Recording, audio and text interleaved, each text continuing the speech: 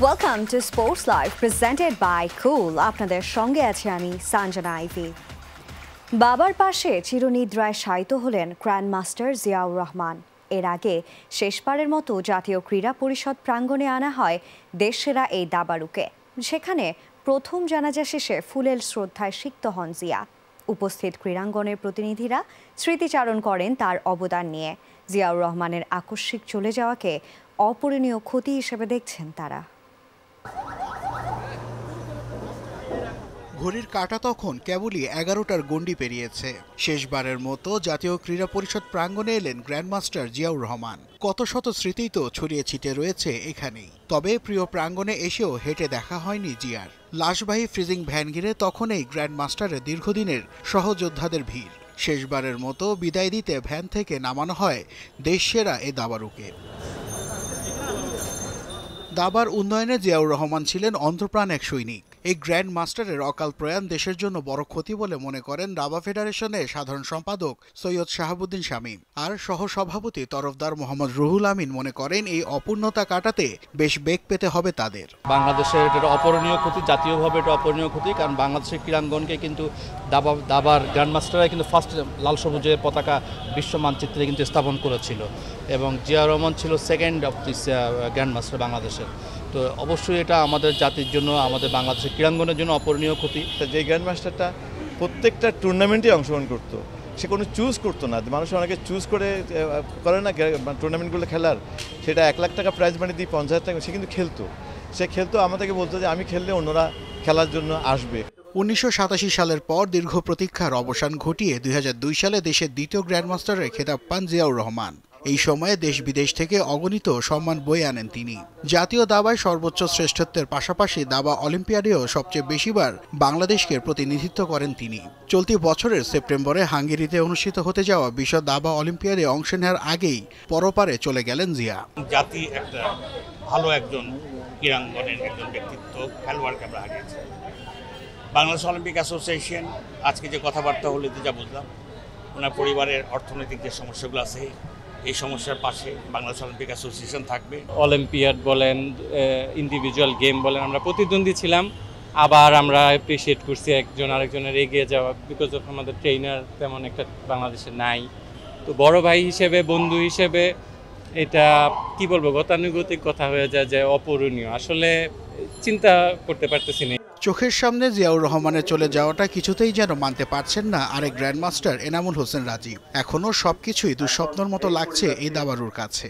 সত্যি কথা বলতে আমি ধারণাই করি নাই যে সে আসলে চলে যাবে এইভাবে। আমি মনে করেছি ঠিক আছে, সেন্সলেস হয়ে গেছে, আমরা হসপিটালে নিয়ে যাই, হয়তোবা অসুস্থ হয়ে গেছে, ভালো হবে। এটা এই আউটকাম কল্পনাও করি নাই যে এটা হতে পারে আর কি। এখনো আমার চোখে ভাসে। জাতীয় দাবা চ্যাম্পিয়নশিপে অপ্রতিরোধ্য এক নাম জিয়াউর রহমান। রেকর্ড 14 বারের চ্যাম্পিয়নের কীর্তিকে ইতিহাসে ঠাঁই দিয়ে মোহাম্মদপুরে দ্বিতীয় জানাজার পর বাবার পাশে চিরনিদ্রায় শায়িত হলেন দেশের দাবার এই উজ্জ্বল নক্ষত্র। বাংলাদেশের দাবায় অন্যতম এক কিংবদন্তির নাম গ্র্যান্ডমাস্টার জিয়াউর রহমান। তার হাত ধরে দেশ এবং দেশের বাইরে এসেছে অজস্র খেতাব। কিন্তু এই দাবাড়ুর হঠাৎ এভাবে চলে যাওয়াটা স্তব্ধ করেছে বাংলাদেশের পুরো ক্রীড়াঙ্গনে। দাবা সংশ্লিষ্টরা বলছেন এমন একজন গ্র্যান্ডমাস্টার আবার কবে নাগাদ তৈরি হবে তা হয়তো তারা নিজেরাও জানেন না।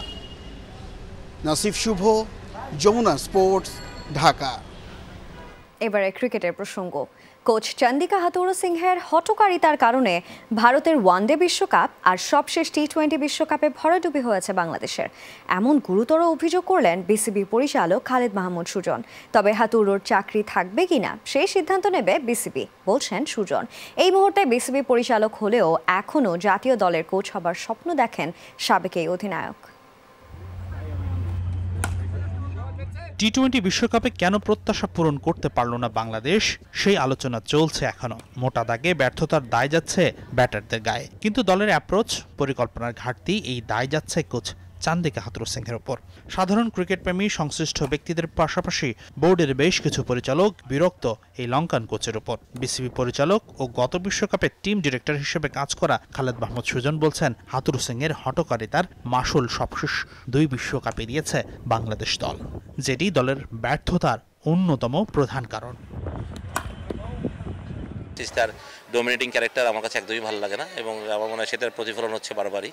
আমরা এই জন্য T20 50 ওয়ার্ল্ড কাপ ইন্ডিয়াতে যেটা খেললাম সেটাও ভালো করি নাই, শুধুমাত্র একমাত্র আধিপত্য করার জন্য, এবং আমার মনে হয় T20 আমরা ভালো করি নাই। বাট কোচ হিসেবে ওনাকে রাখবে কি রাখবে না এটা তো আমার একার মূল্যায়ন হবে না, আমার ক্রিকেট বোর্ডের একটা মূল্যায়ন হবে, সভা হবে, সেখানে ডিসিশন হবে। বাট সোফার আমি তো সবসময় বলি যে কোচ হিসেবে ওনাকে আমি কোনো সময় খারাপ বলি না, বাট ওনার ডিসিশন প্ল্যানিংও ভালো না। কিন্তু আমি এই বছর T20 ওয়ার্ল্ড কাপে যে প্ল্যানিংগুলো দেখলাম সেটা আমার কাছে খুব ভালো লাগে। এদিকে পরপর 2 বিশ্বকাপে ভরাডুবির পর কোচিং স্টাফে পরিবর্তনের দাবি জোরালো হয়েছে সামাজিক যোগাযোগ মাধ্যমে। দাবি উঠেছে দেশীয় কোচদের সুযোগ দেবারও। যে তালিকায় নাম আসছে খালেদ মাহমুদ সুজন, মোহাম্মদ সালাউদ্দিন, নাজমুল আবেদিন ফাহিমের মতো পরীক্ষিত কোচদের। এই বিষয়ে বিসিবি পরিচালক খালেদ মাহমুদ সুজনের ভাবনা কি? কোচ হিসেবে দায়িত্ব নিতে কি তিনি আগ্রহী? আমি তো কোচিং করার জন্য, বাট যেহেতু আমি এখন বোর্ড ডিরেক্টর, হয়তো আমার এইখানে সুযোগটা কম, হয়তো আমাকে রিজাইন করে হয়তো বাংলাদেশ টিমের কোচ হতে হবে করতে হলে, বাট সেটা অনেক পরের কথা। বাট সেটা আমি জানি না। বাট হ্যাঁ, অবশ্যই আমি তো যখন থেকে কোচিং শুরু করি সেই খেলা ছাড়ার পর থেকেই, তখন থেকে তো আমি অবশ্যই স্বপ্ন দেখি যে বাংলাদেশ ক্রিকেটের একজন কোচ হব। বাট সেটা এখন নাকি পরে সেটা বলতে পারবো না। বাংলাদেশ দল বিশ্বকাপ মিশন শেষ করে দেশে ফেরার পর হঠাৎ করে আলোচনায় তাসকিন আহমেদের বাস মিস করার ঘটনা। কি ঘটেছিল সেদিন সে নিয়ে এখনো আসছে নানা খবর। তাসকিন আহমেদ এরই মধ্যে 2-1টি গণমাধ্যমের বিরুদ্ধে মিথ্যা সংবাদ প্রচারের অভিযোগ এনেছেন। তবে তাসকিনের বাস ধরতে না পারার ঘটনায় দায়টা যেমন তাসকিনের, পাশাপাশি সমান ব্যর্থতা টিম ম্যানেজমেন্টেরও বলছেন সুজন। প্রথম তো তাসকিনের দেয়, অবশ্যই তাসকিনের দেয়, তাসকিন ঘুমতে করতে পারে, তাসকিনের দেয়। বাট টিমের দায়, যে ওকে ঠিকমতো সময় মাঠে নিয়ে যাওয়া যায়, এটা টিমের দায়। হাসানুর রহমান, যমুনা স্পোর্টস, ঢাকা। লঙ্কান প্রিমিয়ার লিগে তাসকিন আহমেদের কলম্বো স্ট্রাইকার্স ও শরীফুল ইসলামের ক্যান্ডি ফ্যালকনের লড়াইয়ে 2 রানে জয় পেয়েছে কলম্বো। টসে হেরে ব্যাট করতে নেমে 9 উইকেট হারিয়ে 199 রানের বড় পুঁজি পায় কলম্বো স্ট্রাইকার্স। দলের হয়ে সর্বোচ্চ 70 রান করেন Kiwi batter Glenn Phillips. Kandy ফ্যালকনসের হয়ে 4 ওভার বল করে 43 রান দিয়ে 2 উইকেট নেন শরীফুল ইসলাম। জবাবে ব্যাট করতে নেমে 20 ওভার শেষে 8 উইকেট হারিয়ে 197 রান করে ক্যান্ডি ফ্যালকনস। দলের হয়ে সর্বোচ্চ 56 রান করেন পাকিস্তানের batter Mohammad Haris. Bangladeshi pacer Taskin Ahmed 4 over bowling করে 30 রান দিয়ে নিয়েছেন 1টি উইকেট।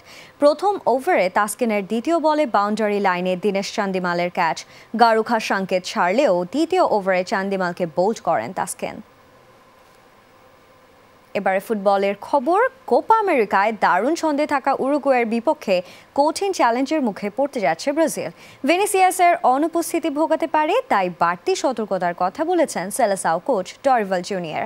অন্যদিকে নিজেদের উড়ন্ত পারফরম্যান্স ধরে রাখতে মরিয়া উরুগুয়ে। আগামীকাল সকাল 7টায় লাস ভেগাসের অ্যালিজায়ান্ট স্টেডিয়ামে মুখোমুখি হবে 2 দল।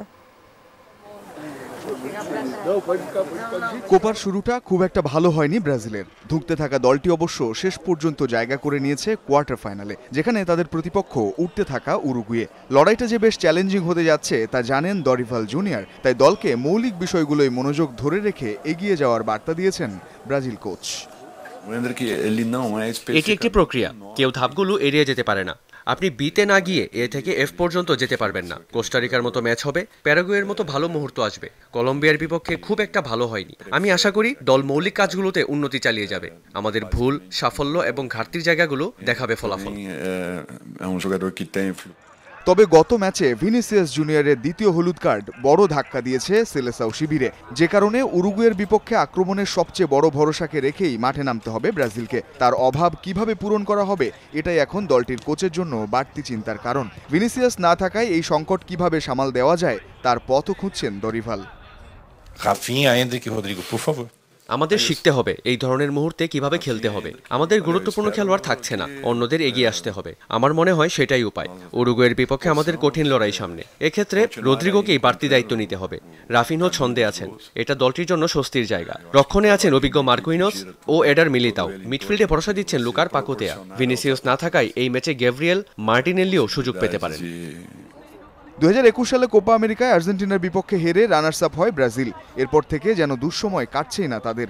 যদিও নতুন কোচ দরিভাল জুনিয়রের অধীনে এখনও কোনো ম্যাচ হারেনি তারা। 5 ম্যাচে 3 ড্র আর 2 জয়।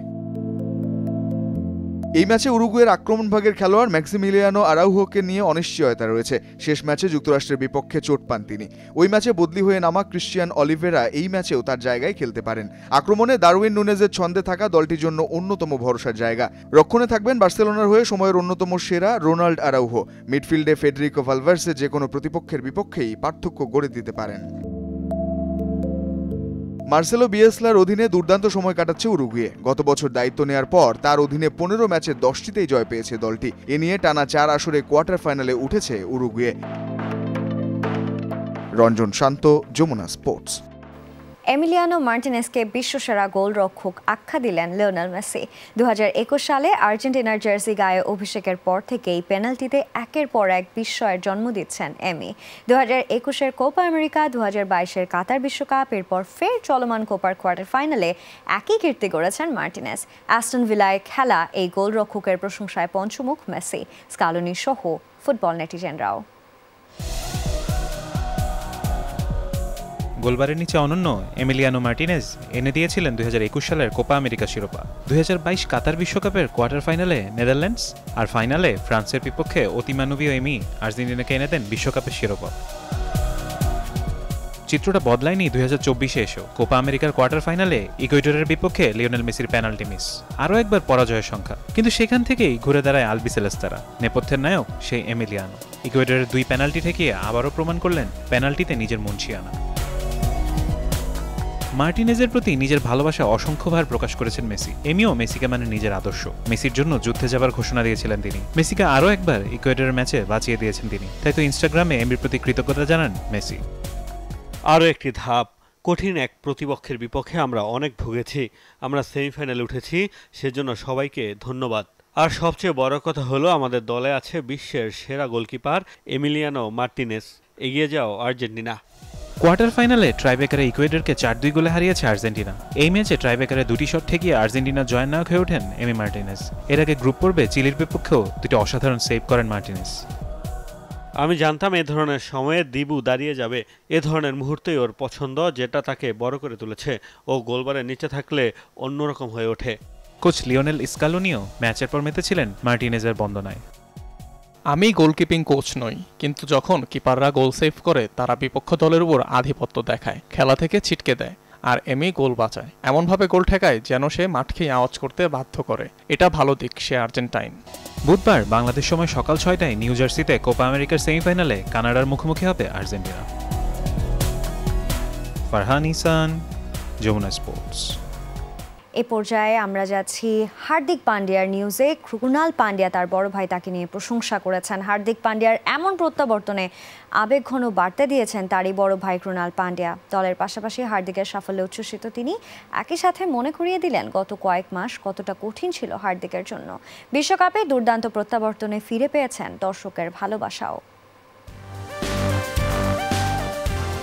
বিশ্বকাপের আগে হার্দিক পান্ডিয়ার নামের পাশে জুড়ে দেয়া হয় খলনায়কের তকমা। সেই খলনায়ক থেকে নায়কে পরিণত হয়েছেন এই অলরাউন্ডার। তিনি যে এখন গোটা দেশের মধ্যমণি। শেষ ওভারে প্রোটিয়াদের রুখে দিয়ে ভারতের 13 বছরের শিরোপা খরা কাটান হার্দিক। শুধু তাই নয়, হেনরি ক্লাসেনকে ফিরিয়ে ম্যাচের মোমেন্টামও ঘুরিয়ে দেন এই পেস অলরাউন্ডার। শেষমেশ শিরোপা উঁচিয়ে ধরে ভারত। আইপিএল শেষে জাতীয় দলের জার্সিতে টি-20 বিশ্বকাপে যোগ দিতেই হার্দিক ফিরেছেন পুরনো রূপে। ব্যাটে রান, বোলিংয়ে উইকেট। দর্শকরাও ফিরিয়ে দেন পুরনো সেই ভালোবাসা। ভাইয়ের এমন সাফল্যে আবেগে ভাসছেন ক্রুনাল পান্ডিয়া। আমি আর হার্দিক পেশাদার ক্রিকেট শুরু করার পর 1 দশক কেটে গেল। গত কয়েকটা দিন রূপকথার মতো কাটলো। প্রত্যেক দেশবাসীর মতো আমিও দলের কৃতিত্বে খুব খুশি। তবে আমার ভাইয়ের সাফল্য দেখে আবেগ আরও বেড়ে গিয়েছে। দলকে বিশ্বকাপ জেতাতে সাহায্য করার চেয়ে বড় অর্জন আর কিছু হতে পারে না। বিশ্বকাপের আগে সময়টা খুব একটা ভালো যাচ্ছিল না হার্দিকের। আইপিএলে হয়েছেন সমালোচিত, শুনতে হয়েছে অনেক কটু কথা। এরপরও দমে যাননি হার্দিক। পাশে পেয়েছিলেন নিজের বড় ভাই ক্রুনালকে। গত 6টা মাস হার্দিকের কঠিনতম সময় গিয়েছে। ওকে নিয়ে যা হয়েছে তার কোনোটাই ওর প্রাপ্য নয়। ভাই হিসেবে ওর জন্য খুব খুব খারাপ লেগেছে। ব্যঙ্গাত্মক শীষ দেয়া থেকে শুরু করে প্রচুর লোকে খারাপ কথা বলেছে। দিনের শেষে আমরা ভুলে গিয়েছিলাম ও একজন মানুষ যার আবেগ রয়েছে। বিশ্বকাপে ব্যাট হাতে 6 ইনিংসে রান করেছেন 144, যেখানে স্ট্রাইক রেট ছিল 151.57। পাশাপাশি বল হাতে 11টি উইকেট নেন এই অলরাউন্ডার। মেহেদি রিয়ান, যমুনা স্পোর্টস। এই ঈদে কনকা হাইকোর নির্দিষ্ট পণ্য কিনে ঘষা দিন স্ক্র্যাচ কার্ডে, জিতুন গোল্ড জুয়েলারি আর আকর্ষণীয় সব নিশ্চিত উপহার। আর এই ছিল আজকের স্পোর্টস লাইভে। এতক্ষণ সঙ্গে থাকার জন্য সবাইকে ধন্যবাদ।